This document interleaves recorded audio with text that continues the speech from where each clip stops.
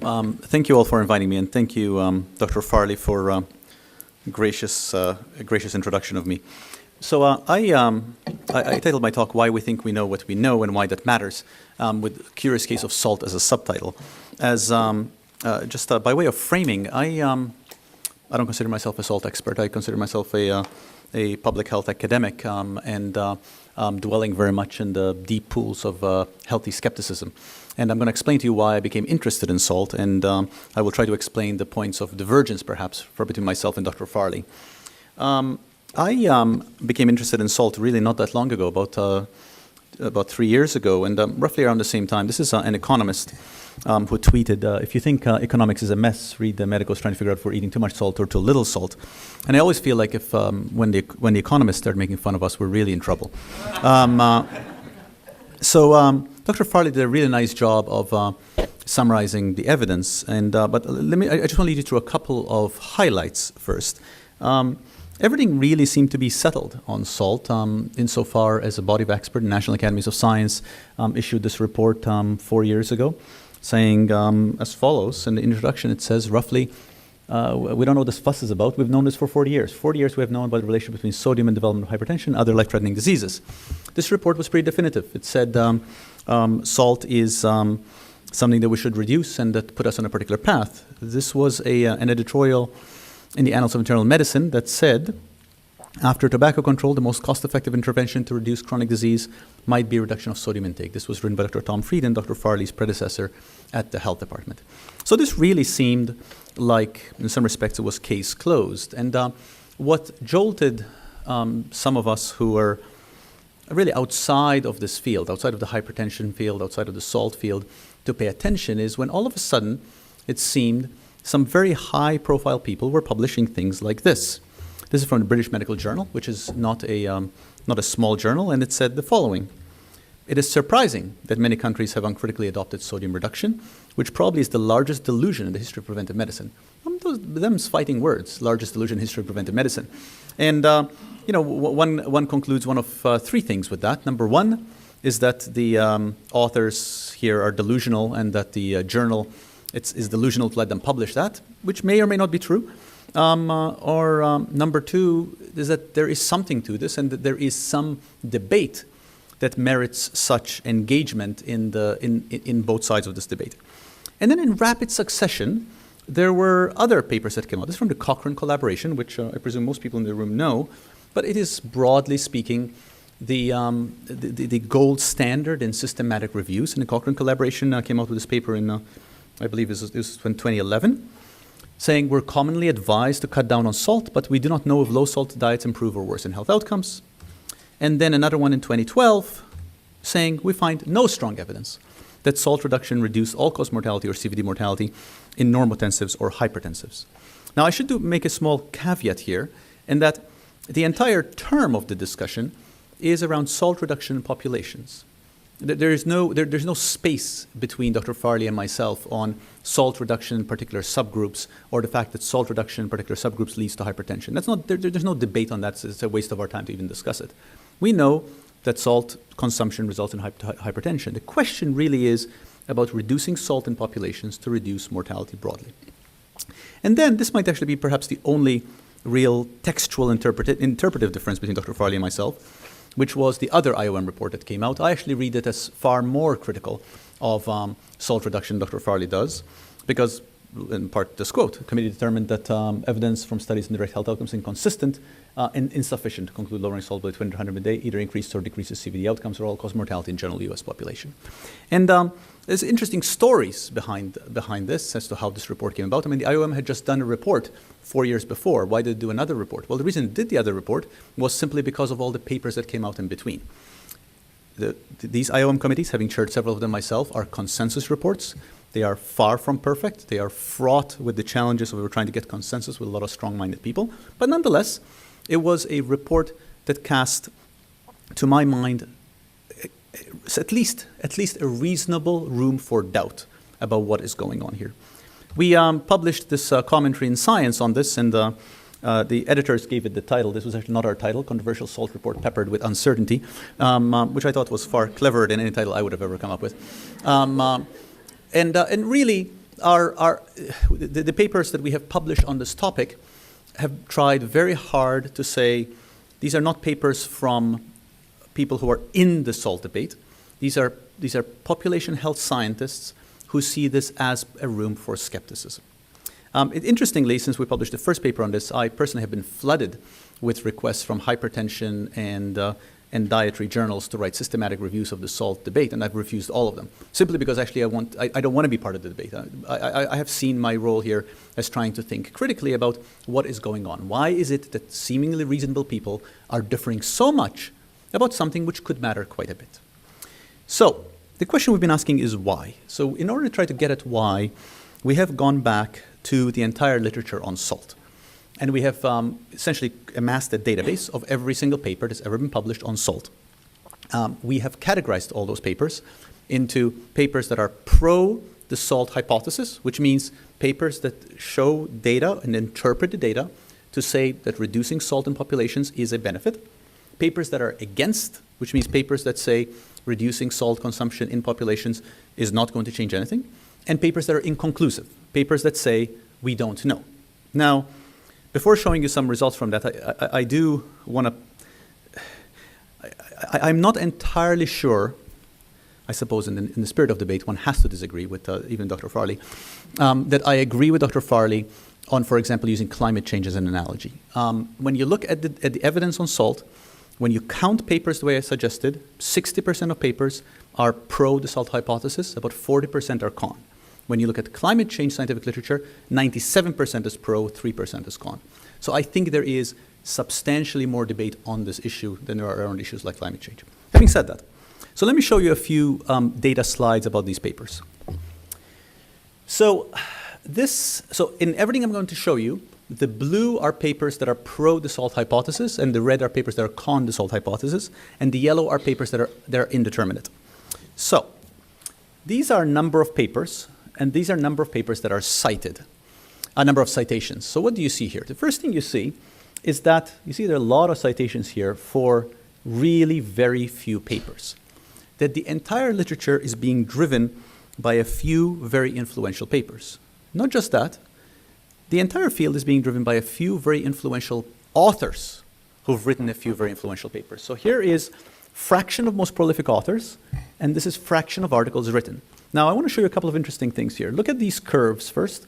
And what you see here is about 20% of authors have written about 75% of papers. Everybody see that? But then look also, the blue and the red, remember these are pro and con papers, are up here. The indeterminate papers are down here. So while for the pro and con papers, most papers have been written by a relatively small fraction of authors, when you get to the papers that say, you know, we've looked at the data and we're not sure, you actually get many more authors publishing more of the papers, which is consistent with a picture where you have a few authors and a few papers dominating very strong arguments one way or another, and where voices that are saying, well, we're not so sure, they're much more heterogeneous, but those people are broadly on the outskirts of the debate. Then we create a citation map. So this is a linked network map of all papers citing each other. And again, the blue are papers are pro papers citing each other, red are con papers citing each other, and the green here are papers cross-citing. So visually, which is not terribly useful here, but it makes for a pretty picture, you see that the pro papers, which is the blue, are overwhelmingly citing one another. And in fact, when you do a statistical analysis, which is much more useful, you get within category homophily of about 1.58, which means if you had a pro point of view or a con point of view, you are 60% more likely to cite papers with your point of view than the other point of view. Now, let me show you this a little bit more intuitively. So this is every single paper that's been published until now on salt. And the blue, again, are the pro papers, the red are the con papers, and the yellow are the indeterminate papers. And the networks and the lines are the networks. Now, there are only two things to look at here. First of all, these kind of graphs are like ridiculograms. They're always like beautiful to look at. But secondly, all I want you to see is that who are the blue citing and who are the red citing? The blue is citing the blue, and the red is citing the red. Now, there are exceptions, of course, and you can quantify this, but broadly speaking, you can see that we are in networks of like citing like. There's the pros and there's the cons, and they are moving along their merry way citing each other. Another data point, so this is now looking at the debate over time. This graph here is just an enlargement of that, just so people don't get confused. And this is time. This is time since the paper has been published. And what we're doing here is we're looking at the influence, the relative influence of citation of particular papers. And what you see here is we've circled the ones that are more influential. I won't get into statistical tests on this. But the older papers, you see over here there were a couple of indeterminate papers that were influential. But as you go over here, which is closer in time, the influential papers are very much the reds and the blues. So over time, the debate has become much more polarized. And then one comes to a point where it says, well, okay, that's fine. There's scientific debate. It's good to have scientific debate. But really, that's what the point of reviews are. Reviews should be looking at the literature dispassionately and saying, given the debate, let us, the reviewers, smart scientists, look at the literature, cast a dispassionate eye, and tell you, the world, what the answer is, right? That's what reviews should do. So these are the systematic reviews over here. These are the various outcomes: stroke, cardiovascular disease, all-cause mortality, CV mortality. These are all the papers coded as red, blue, or yellow. And what I want you to see here is how these reviews are linking to different papers. And importantly is this statistic, that on average, there is about a 27% chance that if a primary study is selected by one systematic review, a further review would also select it. So we have a review network that is essentially a patchwork of papers that it's citing. Now, I'm not saying that to cast doubt on the integrity of the scientists who've done the reviews, because there are many reasons why one does reviews in a particular way. You have particular selection criteria, particular reasons why you're excluding papers, but the bottom line remains that we have reviews that are selectively picking the papers that they are citing. And looking at it another way, in this graph, what you actually see here is total number of papers over time. This is time. This is the inclusion of con papers, the inclusion of pro papers in the reviews, and overall we're in the 20 to 30% range of papers were actually included in reviews.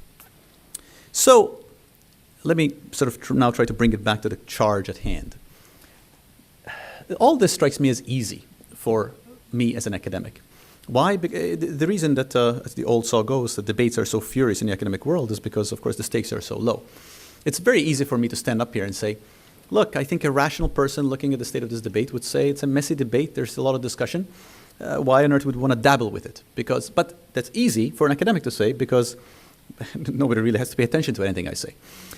This is from my favorite sort of population health scientist, Jeffrey Rose. This is a quote from Jeffrey Rose. He says, our task is not to tell people what they should do. It's a matter for societies and individual members to decide. Rather, our task is to analyze the options such that important choices can be based on a clear understanding of the issues. So, two things about this quote. First of all is that he luxuriates in the privilege of the academic not to tell people what they should do. And, it makes things much easier not to tell people what they should do. But he then raises the bar and says that our task is to analyze the options such that important choices can be based on a clear understanding of the issue.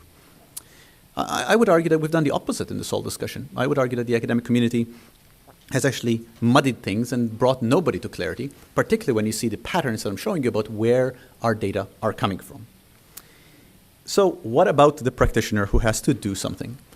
This goes back again to the Institute of Medicine. This is a degree of impact barometer. I don't know if you can read this, but this essentially says has change up top, which is ultimately what we should aspire to. And at the very, very bottom, like in the bottom basement, before you even start the needle, is publishing articles in journals. So really, it's a huge gap between journal articles and doing something about it. So I think the question then becomes, what does this mean for population health practice? What does it mean for action? And I believe Dr. Freudenberg framed this, and when he asked Dr. Farley and I to speak about getting to action on SALT. So I think question, what does this mean for public health action? And I think all of this ultimately rests on the underlying philosophical thinking behind what public health does. And I think public health is all about paternalism. It's about ultimately the state interfering with individuals against their will, but motivated by claim that the person interfered with will be better off or protected from harm. And paternalism has sort of an unpleasant ring to it, and one would not use that word if one were in public office, but we're not in this room. But it is ultimately what we do, and there's nothing wrong with that. It is exactly the charge. The key question is the balance of evidence for population SALT reduction such that we should act? And note I've italicized population because I think the debate here is about population. There's no debate about the specific subgroups. I wanted to end on two key issues. Number one is the issue of potential harms. there's one approach which says, okay, so 60% of papers say that reducing salt makes a difference, and it's good. 40% of papers say no, it doesn't make any difference, and another 20%, roughly, depends how you count this, are saying we don't know. But so what? How bad could it be? Let's just reduce salt. It's probably a good thing. Well, I'm not so sure that is appealing for several reasons. Number one is that I think we need to be cautious about basing policy action on questionable science. And number two is that there are hints in the literature that population salt reduction might result, for example, in lipid shifts. And population salt reduction associated with population lipid shifts might ultimately well obviate any potential benefit from population salt reduction. So there's potential harms. I go back to Jeffrey Rose, and it's a quote from Jeffrey Rose. There's now much evidence that reduction in personal salt intake would lead to lower blood pressure, some important health benefits. The change would be cheap, safe, and only mildly and temporarily painful. We are very much more likely to do good by adopting this policy than by rejecting it. And I use this quote because I think it well captures this notion that, look, we may not be convincingly know, but it's not that difficult to do. It's probably going to result in a lot of good, and we should do it. I think the flip side of this is what I call here the limits of paternalism. And this is from George Pickering, who was one of the people who quite involved in the salt debate, who says a salt-free diet may give you life. I'm not sure about that, but it certainly deprives you of liberty and the pursuit of happiness.